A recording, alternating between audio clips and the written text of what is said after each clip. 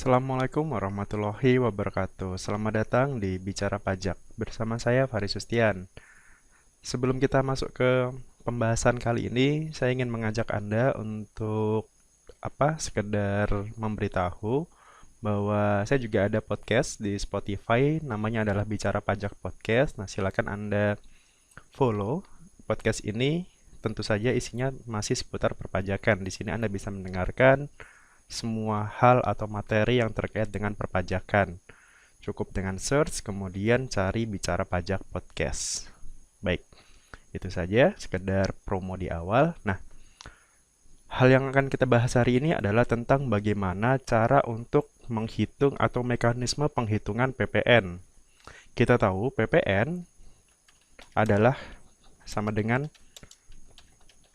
pajak pertambahan nilai ya.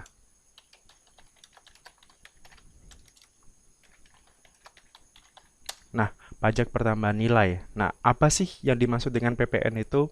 Ada beberapa karakter yang ada di PPN. Yang pertama adalah PPN itu adalah pajak atas konsumsi dalam negeri.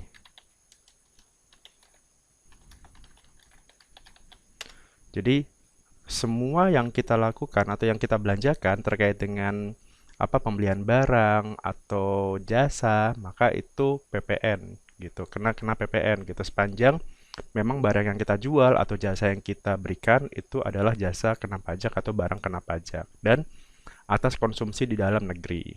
Kemudian karakteristik yang kedua adalah dikenakan atas nilai tambah. Nah, maksudnya adalah setiap barang itu kan setelah melalui proses kan pasti ada nilai tambahnya ya. Jadi misal dari benang ke kain, kain ke baju misalkan. Nah, di situ kan ada nilai tambahnya. Di setiap rantai distribusi itu pasti ada nilai tambah. Nah, nilai tambah inilah yang dikenakan PPN. Jadi dari kain tadi kan berubah menjadi baju misalkan. Kan itu ada nilai tambahnya ya dari kain menjadi baju. Nah, itulah yang dikenakan PPN. Kemudian yang ketiga adalah pajak tidak langsung. Kenapa tidak langsung? Karena yang dikenakan itu pada dasar adalah konsumen, tapi yang memungut adalah penjual. Jadi istilahnya PPN itu adalah uang titipan gitu. Jadi misalkan saya menjual baju, kemudian baju itu kena PPN misalkan harganya 1 juta misalkan bajunya. Kemudian plus PPN, artinya kan yang dibayarkan ke konsumen itu kan bukan 1 juta, tapi 1 juta ditambah PPN. Berarti kan PPN-nya 10% nih. Berarti kan 1 juta ditambah 100.000. Maka konsumen itu kan membayarkan ke penjual itu harganya 1.100.000 rupiah. Nah, uang 100.000 inilah yang itu adalah PPN-nya. Dan itu kan uang konsumen, tapi dipungut oleh penjual. Nah, tapi sebenarnya penjual pun juga itu bukan uangnya dia, tapi uang titipan istilahnya tadi. Uang titipan oleh negara, ini loh ada PPN, tolong distorkan gitu. Jadi itulah yang namanya pajak tidak langsung. Artinya sebenarnya konsumen yang dibebankan untuk membayar PPN tadi, tapi penjual lah yang menyetorkan. Nah, di sini kita akan belajar mengenai itu, tentang bagaimana distribusi pengenaan PPN dari tadi ya, dari distribusi misalkan dari kain ke baju, baju ke butik dan sebagainya. Jadi di sini saya mencontohkan misalkan di sini ada 3 perusahaan PTA bergerak di bidang penjualan kain, kemudian PTB dia bidang garment, kemudian toko C dia jual beli pakaian, dia menjual pakaian atau yang sudah jadi pakaian ya. Nah, tiga-tiganya ini itu adalah sudah PKP, pengusaha kena pajak. Artinya setiap transaksi mereka harus memungut PPN. Nah, contohnya seperti ini misalkan. PTA dia menjual kain. Dari PTA ke PTB di sini dia menjual kain. Harga kainnya misalkan 1 juta. Plus PPN 10% berarti total yang dijual di faktur pajaknya nanti adalah 1.100.000 rupiah. Nah, bagi PTA di sini 100.000 ini itu adalah PPN keluaran di sini. Nah, kemudian di PTB misalkan sekarang harga PPN 100.000 ini bagi PTB di sini itu adalah PPN pembelian. Jadi di sini PPN-nya itu adalah PPN apa? Penjualan. Nah, bagi PTB PPN-nya di sini adalah PPN pembelian. Harga fakturnya ini masih sama, kemudian harga belinya itu dari sini. Nah, kemudian ketika nanti PTB menjual kain tadi atau menjual barang tadi, itu kan pasti ada laba di situ. Ada laba, misal labanya itu 200.000 atau 20% di sini. 20%, nah 200.000 misalkan labanya. Maka nanti yang akan dijual ke konsumen atau ke perusahaan yang lainnya tadi ke toko C tadi, kan harganya sekarang berubah. Harga belinya 1 juta, kemudian harga jualnya sekarang 1.200.000. Nah, dari harga jual ini kan dia harus mengungut PPN juga ya karena dia PKP di sini. Nah, PKP itu dia harus memungut PPN. Nah, PPN-nya sekarang berubah menjadi 120. Dari mana 120? Dari 10% dari ini. 10% dari 1.200.000 rupiah. Nah, maka ketika nanti PTB mengeluarkan faktur atau membuat faktur, maka nilai fakturnya sekarang adalah 1.200.000 ditambah 120.000. Nah, ini adalah nilai fakturnya sekarang. Nah, bagi PTB di sini nilai faktur di sini adalah nilai faktur penjualan. Atau di sini PPN-nya adalah PPN keluaran di sini. Nah, kita akan menghitung PPN-nya di sini. Nah, tadi PPN masukan di sini kan 100.000 ya, PPN atas pembelian atau PPN masukan kita sebutnya. PPN masukan 100.000, PPN keluaran itu 120.000. Nah, berarti selisihnya, selisih antara PPN jual di sini dengan PPN beli itu kan 20.000 ya, 120.000 dikurangi 100.000 rupiah. Hasilnya adalah 20.000.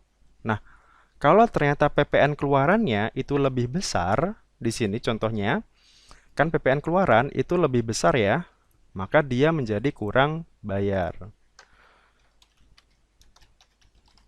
PPN jual lebih besar, maka dia statusnya adalah kurang bayar. Nah, itulah yang nanti akan dibayarkan oleh PTB, PPN-nya.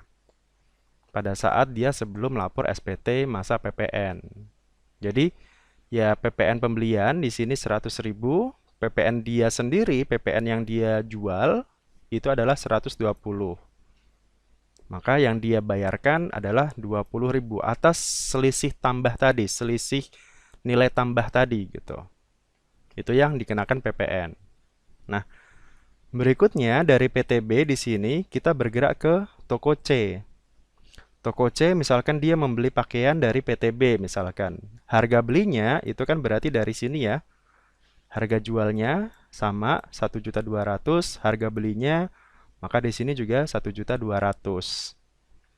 Nah, tapi kan ketika toko C dia menjual pakaian ke orang misalkan atau ke konsumen akhir kan pasti juga dia ingin menambah laba juga. Kan nggak mungkin kalau kita usaha harga beli sama dengan harga jual. Kan pasti ada selisihnya, ada selisih laba atau marginnya. Asumsinya labanya itu sama, 20% juga di sini. Maka sekarang labanya dari 1.200.000 ini adalah 240.000. Nah, harga jualnya sekarang berubah kan. Tadi harga belinya segini, 1.200.000 ditambah laba, harga jualnya sekarang menjadi 1.440.000. Nah, sama nih dia harus memungut PPN juga karena dia PKP. PPN-nya berarti 10% dari ini, 1.440.000 ini, berarti sebesar 144.000. Nah, sekarang sama kita juga hitung PPN keluaran, PPN masukannya berapa.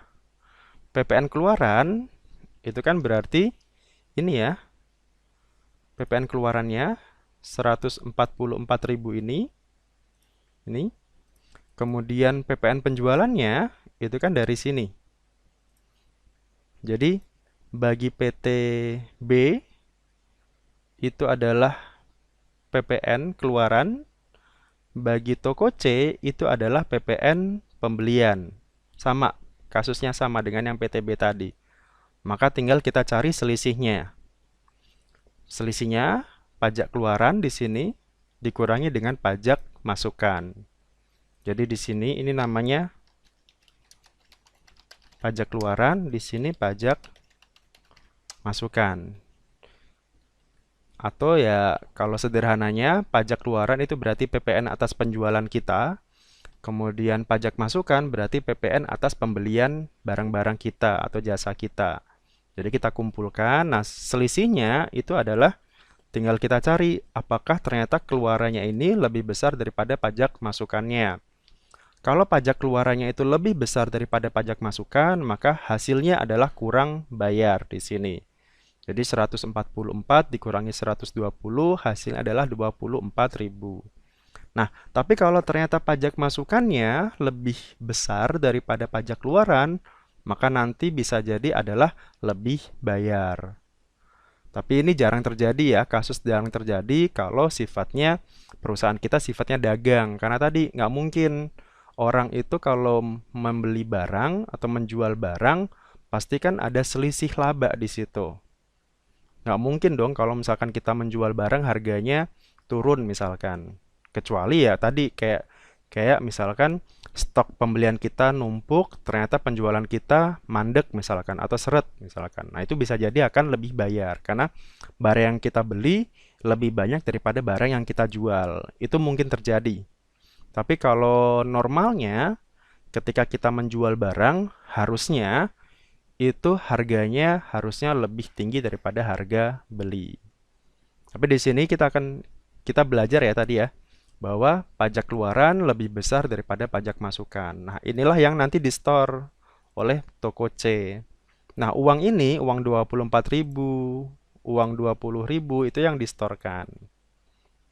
Gitu. Jadi, sementara yang uang titipan tadi adalah uang-uang yang dari penjualan atau pembelian tadi gitu. Misalkan ketika kita menjual di sini pajak keluaran 120 ini adalah pajak titipan gitu, PPN titipan dari konsumen gitu. Sementara pada saat kita beli di sini adalah pajak yang sudah kita setorkan. Jadi ya sederhananya PPN pembelian adalah pajak yang sudah kita setorkan melalui penjual. Sementara kalau pajak keluaran itu adalah pajak titipan dari pembeli kita gitu atau konsumen kita gitu. Nah, selisihnya pajak keluaran dikurangi pajak masukan itu adalah PPN yang harus kita setorkan. Kalau ternyata pajak keluarannya di sini ternyata lebih besar. Tapi kalau pajak masukannya lebih besar, maka bisa jadi nanti akan lebih bayar. Demikian, semoga informasi ini berguna bagi Anda. Mohon maaf kalau ada kekurangan. Silakan tulis di kolom komentar apabila ada pertanyaan. Terima kasih atas waktunya dan Assalamualaikum warahmatullahi wabarakatuh.